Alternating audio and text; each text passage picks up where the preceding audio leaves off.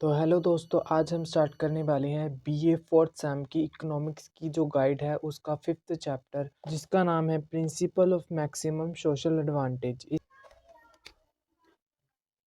यहाँ पर हम MSS कर्व बना रहे हैं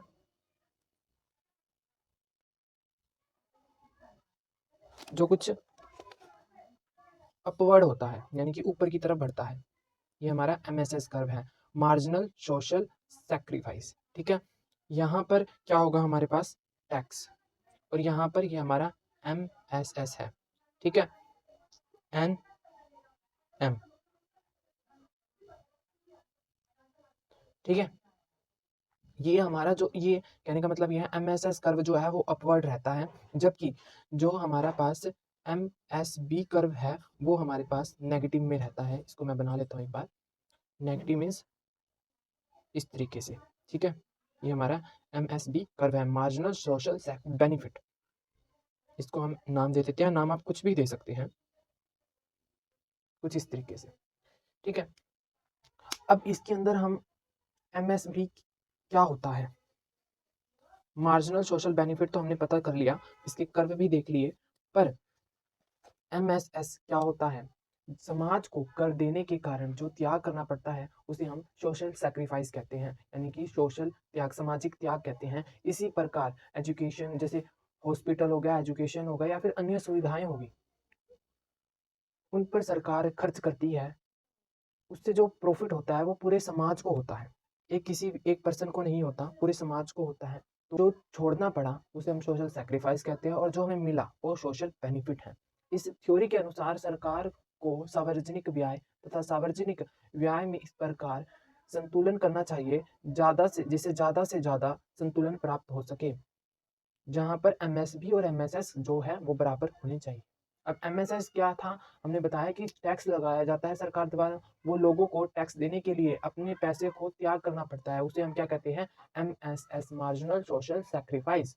ठीक है, और हमने कर्व भी देख लिया वो किस तरीके से बनता है, वो अपवर्ड होता है। और ये तो नॉर्मल चीज़ें, हमारी एक्सिस, एक्स एक्सिस, ओरिजन, इसको हम MSS से डिनोट करेंगे, और यहाँ पर अमाउंट ऑफ टैक्स हो जाएगा कि कितनी अमाउंट है टैक्स की। फिर हमने डिमिनिशिंग मार्जिनल सोशल बेनिफिट देखा, इसमें क्या होता है कि MSB होता है वो नेगेटिव होता है, यहाँ पर प्रिंसिपल एक्सपेंडिचर टैक्स आ जाएगा, यहाँ पर कितना फ़ायदा हुआ, यानी कि बेनिफिट आ जाएगा। उसके बारे में आप थोड़ा-थोड़ा डिटेल में लिख सकते हैं, ताकि थोड़ा ले क्वेश्चन जो है वो लेंथी हो सके। फिर हम आगे बढ़ रहे हैं, Dalton condition of maximum social advantage, कि डाल्टन की क्या कंडीशन है मैक्सिमम सोशल एडवांटेज को लागू करने के लिए। तो सबसे पहला है MSB, यानी कि MSB कर्व सरकारी व्यय के फलस्वरूप समाज को प्राप्त होता है।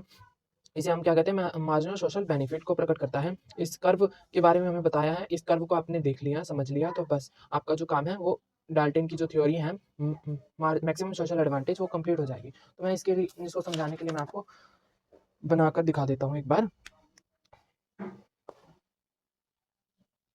ये हमारे पास है वाई एक्सिस, ये एक्स एक्सिस, ये ओरिजन।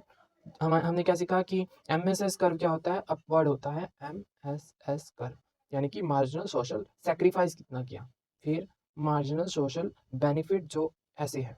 और जहां पर हमने पहली कंडीशन क्या पढ़ी थी, देखो पहली कंडीशन हमने क्या पढ़ी थी इसकी, MSB और MSS जहां बराबर हो वहां पर संतुलन की स्थिति होती है, यानी कि ये हमारा ई पॉइंट है, दिस इज ई पॉइंट।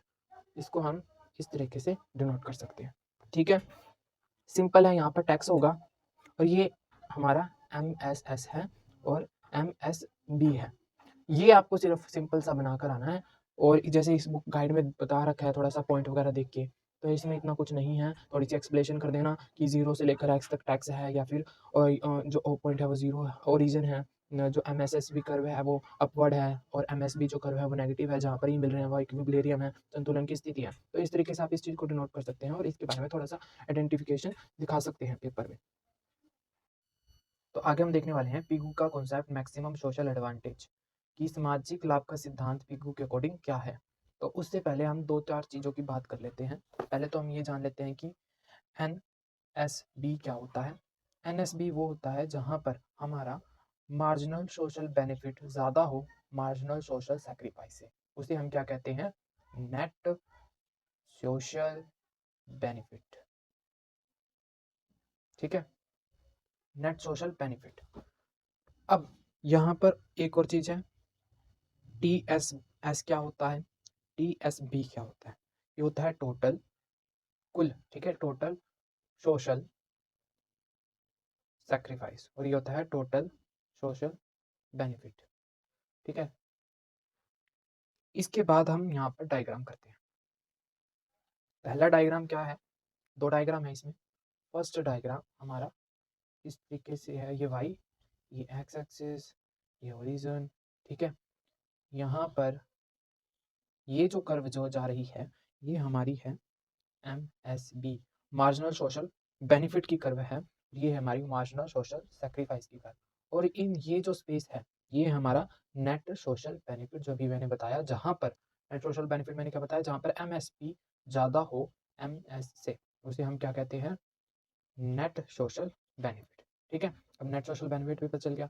इसको जो हमने पहले डिनोट किया है उसको नाम दे देते हैं A, और जो दूसरा है वो B दे देते हैं। जहाँ पर ये मिलेंगे, हमने कंडीशन क्या पढ़ी थी, जहाँ पर MSB और MSS और MSB दोनों क्या हो, बराबर हो, वहाँ पर क्या होता है, इक्विलिब्रियम होता है, संतुलन होता है। ठीक है, और यहाँ ये हमारा क्या है, टैक्स है, और यहाँ पर हम कौन सा कर्व बना रहे हैं, MSB और MSS।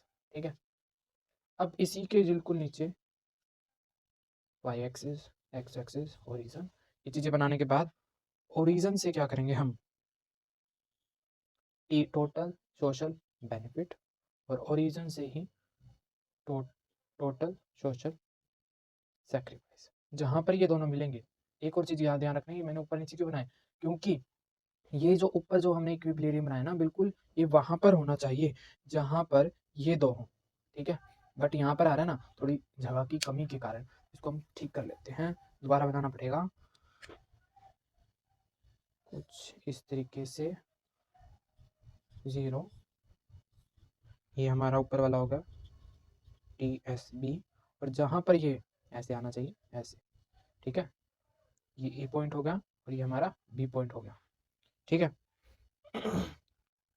इस तरीके से जहाँ पर ये दोनों होंगे मैक्सिमम, जहाँ पर होंगे इस, ये एक ओवल की शेप है, जहाँ पर ये मैक्सिमम होंगे ना इस ओवल में, वहाँ पर इसका इक्विलिब्रियम आएगा सेकंड वाले का। और हम क्या निकाले हैं, TSB टोटल, और टोटल सोशल बेनिफिट और टोटल सोशल सैक्रिफाइस, यहाँ पर ये नाम ले देंगे, और यहाँ पर टैक्स। ठीक है, अब हो गया क्लियर। अभी इसको नाम देना है तो आप T1 या T दे सकते हैं, और इसको जो ऊपर देंगे वही नीचे देना है, जैसे कि अब यहाँ पर T2 दे देते हैं इसको नाम, और T1 यहाँ पर ऐसे। वो थोड़ा मैसी हो गया था, इस वजह से मैंने आपको दोबारा राइट डाउन करके दिखाया कि कैसे दिखता है और क्या चीज़ें हैं। तो यहाँ पर आपको ध्यान रखना है, जहाँ अब आपको कैसे लिखना है वो चीज़ मैं बता रहा हूँ आपको। जो ये देखो total social sacrifice increasing rate से बढ़ रहा है ना, तो यहाँ पर देखो मार्जिनल सोशल सैक्रिफाइस भी बढ़ रहा है, और जब मार्जिनल सोशल बेनिफिट गिर रहा है तो देखो टोटल सोशल बेनिफिट भी गिर रहा है। अब यहाँ पर कहाँ पर होगा इक्विलिब्रियम, इस ग्राफ में इक्विलिब्रियम वहाँ पर होगा जहाँ पर सबसे ज़्यादा गैप होगा। तो ये वो पॉइंट है, ये देखो यहाँ पर सबसे ज़्यादा गैप है, तो यहाँ पर इक्विलिब्रियम है।